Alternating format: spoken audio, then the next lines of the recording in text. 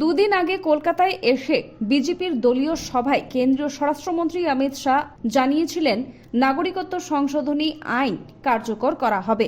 উত্তর 24 পরগনার চাকলায় বৃহস্পতিবার তৃণমূল কংগ্রেসের কর্মী সভায় গিয়ে মতুয়া ও উদ্বাস্তুদের আশ্বস্ত করে মমতা বন্দ্যোপাধ্যায় পাল্টা দাবি করলেন, আপনারা সকলেই নাগরিক, নাগরিক না হলে রেশন পান কি করে, পেন কার্ড, আধার কার্ড, ভোটার কার্ড পান কি করে?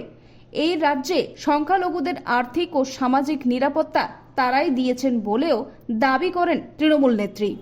আর নাগরিকত্ব, আপনারা সবাই নাগরিক এদেশের, মনে রাখবেন। নাগরিক যদি না হন আপনি রেশন পাচ্ছেন কি করে? নাগরিক যদি না হয় আপনারা স্বাস্থ্যসাথী পাচ্ছেন কি করে? নাগরিক যদি না হন আপনার প্যান কার্ড হচ্ছে কি করে?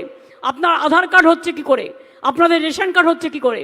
এগুলো একটা ছলনা। আগে সিটিজেনশিপ কার্ড ডিএমদের হাতে ছিল, এখন কেড়ে নিয়েছে রাজনীতি করার জন্য, সমাজে সমাজে ভাগ করার জন্য। বলছে একে দেবো ওকে দেবো না। এটা তো করা উচিত নয়। করলে তুমি সবার জন্যই করো।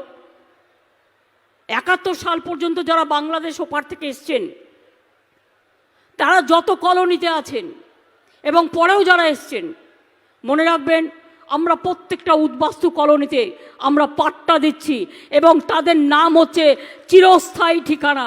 আমরা সকলকে পাট্টা দিচ্ছি যাতে তাদের উদ্বাস্তু হয়ে থাকতে না হয়। অনেক কষ্ট করেছেন তারা।